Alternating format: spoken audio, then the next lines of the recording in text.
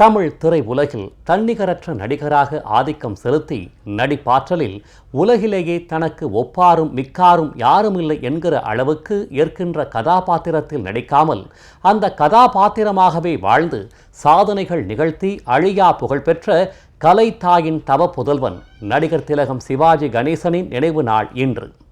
உலக திரைப்படத் துறையையே தன் பக்கம் ஈர்த்து மக்கள் மனதில் என்றென்றும் நிலைத்து நிற்கும் காவிய திரைப்படங்களில் தன் முத்திரையை பதித்த அந்த மகா நடிகரின் நினைவாக அவரது சாதனைகளை பதிவு செய்யும் ஒரு சிறப்பு செய்தி தொகுப்பு.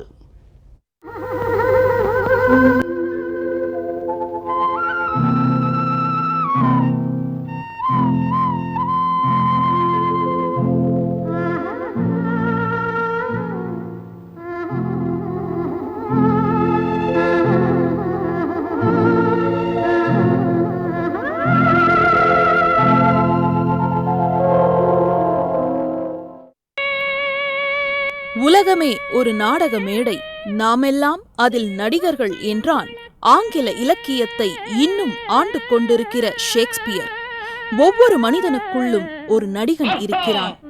அதை வெளி உலகிற்கு சிறப்பாக வெளிப்படுத்த தெரிந்தவன் மாபெரும் நடிகனாகிறான், மண்ணின் கலைஞனாகிறான்.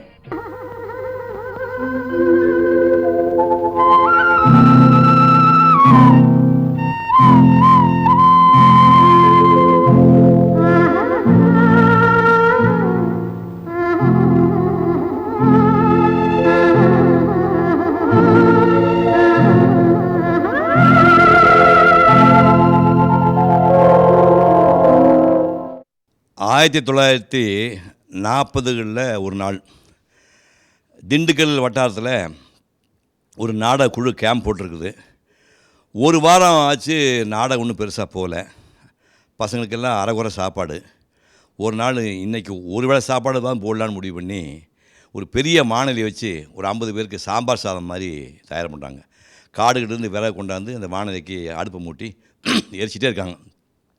எரிச்சு தயார் பண்ணும்போது எடுத்து பதம் பார்த்தா கொஞ்சம் இன்னும் கொஞ்சம் வேக்காடு பத்தலேன்னு தோணுச்சு. ஒரு 2 லிட்டர் தண்ணி ஊற்றிட்டு ஒரு 10 நிமிஷம் வேக வச்சா சரியாக போகும்னு ஊற்றிட்டு கிளறி விட்டாங்க. கிளறும் போது ஒரு வாசனை வந்தது. என்ன வாசனை அப்படின்னு மூந்து பார்த்தா மண்ணெண்ணெய். அவசரப்பட்டு மண்ணெண்ணெய் எடுத்து தண்ணிக்கு பதிலாக ஊற்றிட்டாங்க. அன்றைக்கி நைட்டு அந்த பசங்களாம் பட்டினி. அதில் சிவாஜியும் ஒருத்தர். உள்ளத்தில் நல்ல உள்ளம் உறங்காதென்பது பலவன் வகுத்ததடா கர்ணா, பருவதை எதிர்கொள்ளடா.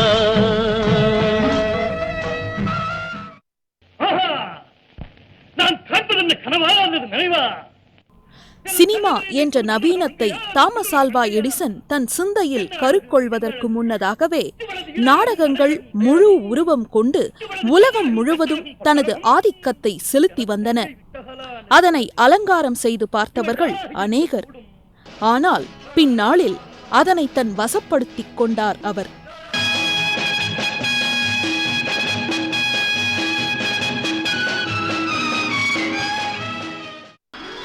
நாடகங்களில் ஸ்திரீ பார்ட் வேடங்களில் தலை காட்டி, பின்னர் சின்ன சின்ன வேடங்களில் முகம் காட்டி நடிக்கத் தெரிந்தவன் என்பது தெரிந்தவுடன் முழு உருவம் காட்டப்பட்ட கலைஞனாக மாறினார் அவர்.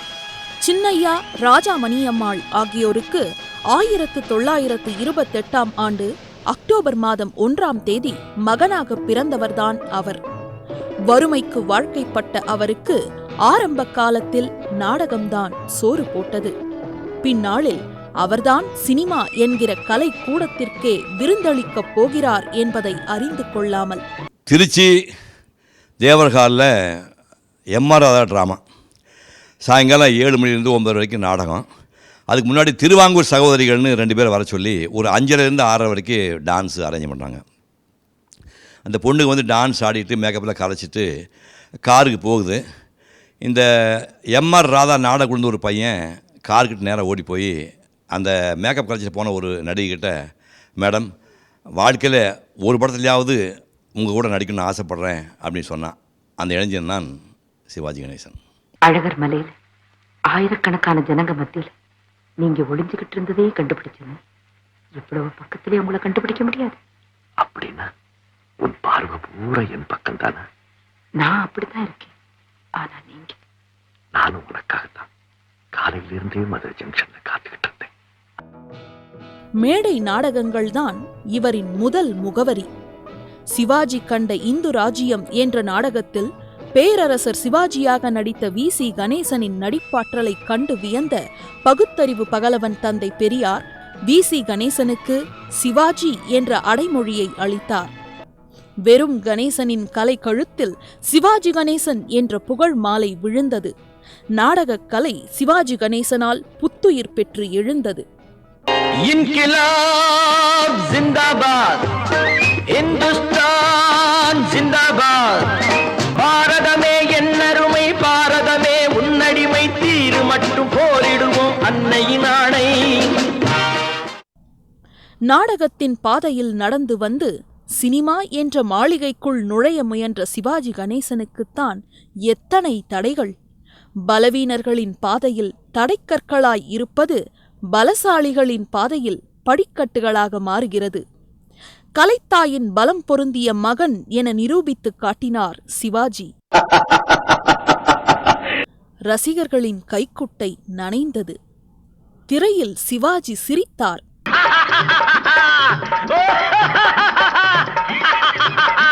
ரசிகர்களுக்கு மகிழ்ச்சி பொங்கியது. திரையில் சிவாஜி காதலித்தார். மகாராணியே மடி மீது வா, மகாராணியே மடி மீது வா. காதலிக்க தெரியாதவர்கள் கூட கடைக்கண் பார்வையால் காதல் வளர்த்தனர். திரையில் சிவாஜி வசனம் பேசினார். தமிழர்கள் தமிழ் கற்றுக் கொண்டார்கள். அங்கு கொஞ்சி விளையாடும் எங்குலப் பெண்களுக்கு மஞ்சள் அரைத்து பணிபுரிந்தாயா? அல்லது நீ மாமனா மச்சானா? மானங்கெட்டவனே, எதற்கு கேட்கிறாய் திரை? யாரை கேட்கிறாய் வரி? திரையில் சிவாஜி ஆங்கிலம் பேசினார். By posing end them to die, to sleep no more, and by your sleep to say the end the topic and the thousand natural. அறிஞர்கள் தங்கள் உச்சரிப்பை சரிபார்த்துக் கொண்டார்கள். நடிகன் நடிக்கலாம், அது அவன் தொழில். ஆனால் புருவங்களும் கண்களும் கன்னமும் கைகளும் கால்களும் நரம்புகளும் நடிக்குமா? உணர்ச்சிகளை காட்டி துடிக்குமா? கண்டிப்பாக நடிக்கும், துடிக்கும். அது சிவாஜியாக இருந்தால். நீங்க பார்த்து போய் செய்தாரா?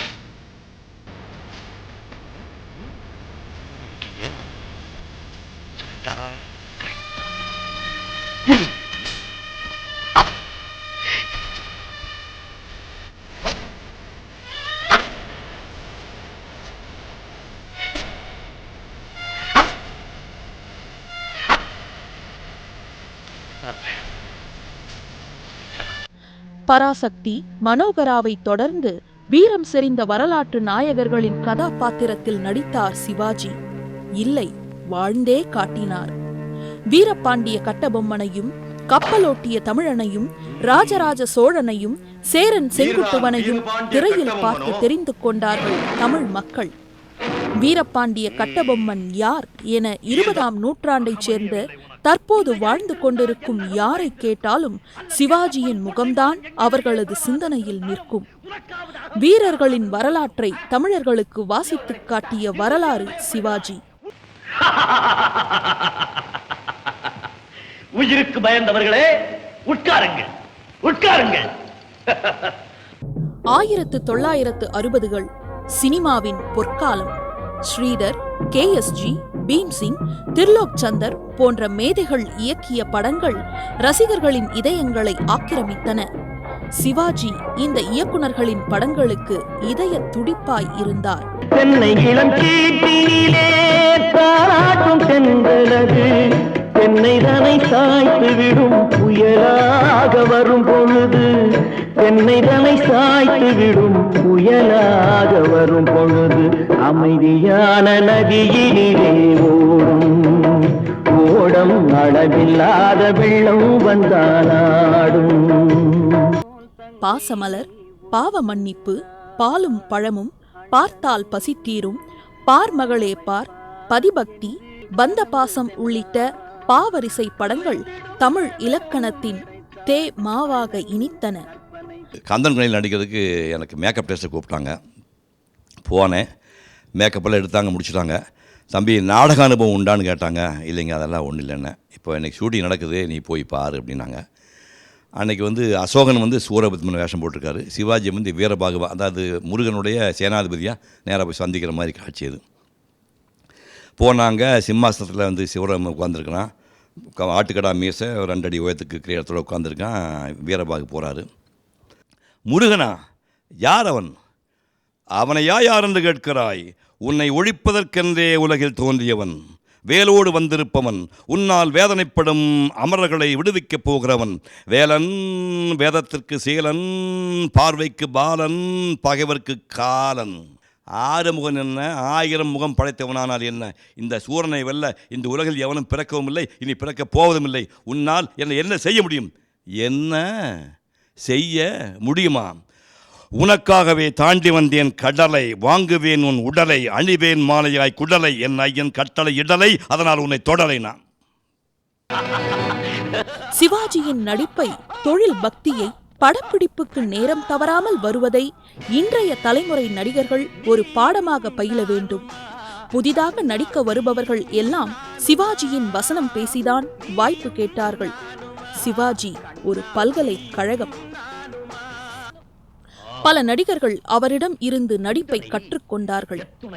சிவாஜி ஒரு வகையில் துரோணர்.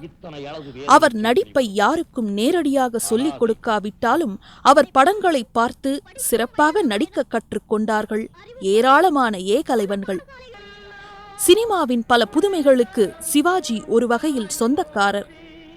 அந்த நாள் என்றொரு திரைப்படம் பாடல்களே இல்லாமல் பிரபலமானது. புதுமை இயக்குனர் ஸ்ரீதரின் சிந்தையில் இருந்து புறப்பட்ட சிவந்தமன் படத்தில் சிவாஜிதான் கதாநாயகன். முதலாக வெளிநாடுகளுக்கு சென்று எடுக்கப்பட்ட படம். இப்படி எத்தனையோ புதுமைகள், இவையெல்லாம் நினைவில் நீங்கா இடம் பிடித்த தங்கப் பதுமைகள். ஒரு ராஜா ராணியிடம் வெகு நாளாக ஆசை கொண்டான்.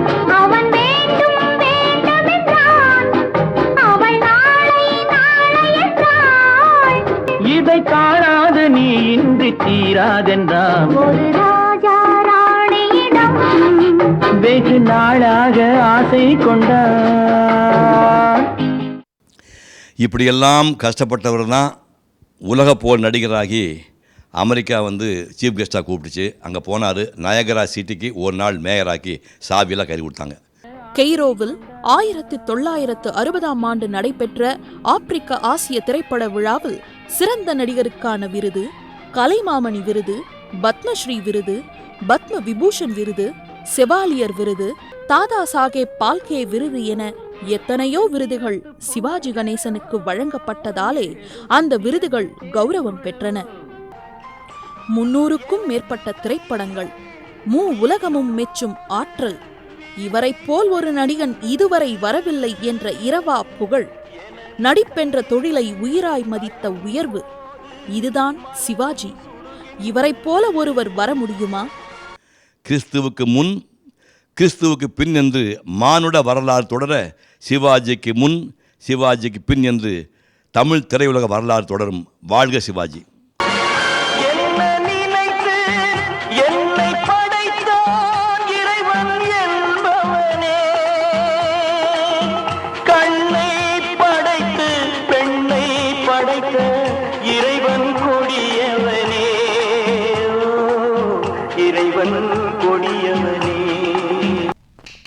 பேரறிஞர் அண்ணா ஒருமுறை சொன்னார், உலக புகழ்பெற்ற அமெரிக்க நடிகர் மர்லன் பிராண்டோ நடிப்பது போல் சிவாஜி கணேசன் நடித்து விடுவார். ஆனால் என்னதான் முயன்றாலும் சிவாஜியைப் போல மர்லன் பிராண்டோவால் நடிக்க முடியாது என்றார். சிவாஜி மாபெரும் நடிகர் என்ற அண்ணாவின் கூற்றை தமிழ் மக்கள் அப்படியே ஏற்றுக்கொண்டார்கள். மக்கள் தீர்ப்புதானே மகேசன் தீர்ப்பு. மனசுக்குள்ள காத்தாடி பறந்ததே, உலகமே மறந்ததே.